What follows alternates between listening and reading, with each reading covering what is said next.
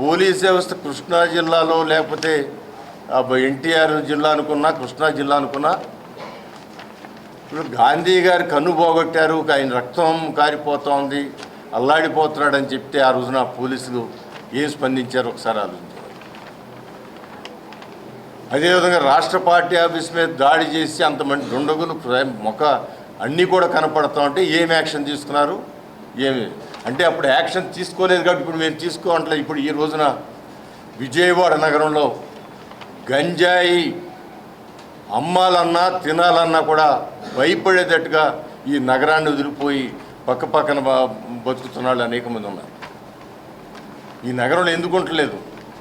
Police వ్యవస్థ ఏగలనే సంస్థ ఉండి మా సిపి గారు కూడా ఇక్కడ ఒక టెక్నాలజీని ఉపయోగించి, డ్రోన్ను ఉపయోగించి రిమోట్ ఏరియాలో ఎవరైనా కూర్చుని ఏదైనా చేస్తున్నారా అని చెప్పి ఒక కొండ మీద అక్కడ అసాంఘిక కార్యక్రమాలు జరుగుతూ ఉంటే ఆయన డ్రోన్ ద్వారా మాకు చూపించడం జరిగింది.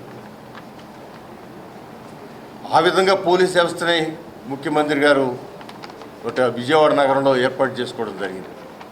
మీరు చూడండి, ఇవాళ మహిళలందరూ కూడా ఒకసారి నేను జగన్మోహన్ రెడ్డి గారి పరిపాలన రాజు నేను ఎమ్మెల్యేగా ఉన్నాను, రాణి గారితో వెళ్తే మా నాయకులందరి సమక్షంలో ఒక తల్లి బయటకు వచ్చి ఒక పిల్లడిని చూపించి, అతనేమి వయసు వచ్చిన వాడు కూడా కాదు, వాడు ఏంటో నవ్వుతున్నాడు, ఆ పిల్లడు 6వ తరగతి 7వ తరగతి చదువుతున్నాడు, అయ్యా ఈ పిల్లడు ఏదో తినకూడని తిని ఇల్లంతా అతాకుతనం చేస్తున్నాడు, వీడిని తీసుకెళ్ళి పోలీసుగా నాకు చెప్పండి, లేదా తీసుకెళ్ళి చంపేయండి అని చెప్పి ఆ తల్లి అందంటే ఇప్పుడు మేమందరం కూడా కంగు తిన్నాం. అంటే స్కూలు స్థాయికి డ్రగ్స్ని, చాక్లెట్లని, ఊరేగింపులు, పార్టీ ఊరేగింపులు, వాళ్ళ కార్యక్రమం ఊరేగింపులు కూడా జేబులో ప్యాకెట్లు పెట్టారని చెబుతారు. నేనైతే పెడతాం చూడాల.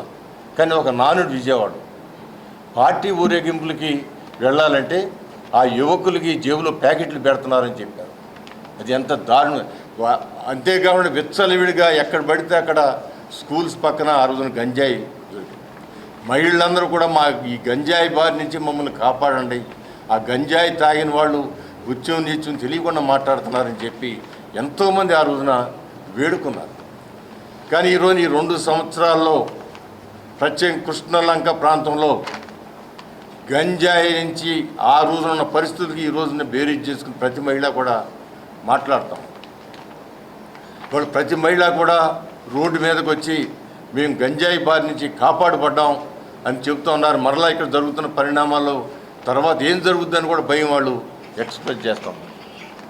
ఖచ్చితంగా చట్టానికి ఎవరు చుట్టాలు కాదు. వాళ్ళు 100 పనులు 99 పనులు మంచి పని చేసినా ఒక పని వాళ్ళు ఏదైనా తప్పు చేస్తే దానికి ఖచ్చితంగా శిక్ష ఉంటుంది. ఇవాళ జరిగిన సంఘటన విజయవాడలో మా నియోజకవర్గంలో జరిగిన సంఘటన మీద ప్రభుత్వం స్పందించిన తీరు, అంతేకాదు నిష్పక్షపాతంగా ఒక సిట్టిని ఏర్పాటు చేసినా ఇవన్నీ కూడా ప్రభుత్వం చట్టాన్ని కాపాడటానికి, చట్టం ఎవరికి చుట్టం కాదని చెప్పడానికి ప్రభుత్వం కృషి చేస్తాం. అలాంటి పరిస్థితుల్లో మీరు ప్రెస్ ముందు ఏదో మాట్లాడి భారతదేశం కోసం త్యాగం చేసిన వాళ్ళు కూడా అట్లా మాట్లాడరు. అమ్మో ఏదో అయిపోతుంది. విజయవాడ చరిత్రనే దిగజార్చిన మనుషులు ఇవాళ విజయవాడ గురించి ఏదో అయిపోతుందని మాట్లాడుతూ ఉన్నారంటే ఇది ఖచ్చితంగా దెయ్యాలు వేదాలు వదిలించినట్టు అని చెప్పి తెలియజేస్తూ ఇప్పటికైనా వాస్తవాలు మాట్లాడండి. మీ బాడీ లాంగ్వేజ్ సూట్ అయిన మాటలు మాట్లాడండి, నిజమైన మాటలు మాట్లాడండి. మీరు మాట్లాడేది విన్నవాళ్ళు, ఇప్పుడు నేను మాట్లాడేదంతా అందరూ విని ఒప్పుకోండి అని అంటలా, నేను మాట్లాడింది కూడా వింటారు ప్రజలు.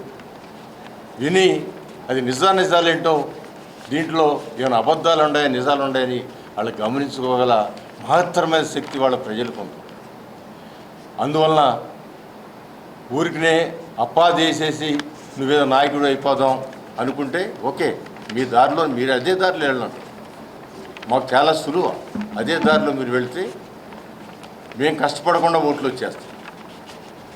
మీరు చేసిన అరాచకాల వల్లనే ఇవాళ విజయవాడ నగరంలో 50,000 ఓట్లు మెజార్టీ రావడం అంటే అది ఎదుటి పార్టీ డిపాజిట్ కోల్పోయినట్టే. దానికి కారణం నన్ను చూసి ఓటేశారని నేను అనుకోవట్లా, ఆ ఓడిపోయిన వ్యక్తి గురించి చూసి ఓట్లు వేశారని నేను అనుకుంటున్నా. అందువల్ల ఇవన్నీ కూడా దృష్టిలో పెట్టుకోండి. ఈ వేదాలు వల్లించడం మానుకోండి. అందరం కలిసి విజయవాడ నగరాన్ని అభివృద్ధి పరుచుకుందాం. రౌడీయిజం లేని నగరంగా తీర్చిదిద్దుకోవాలా.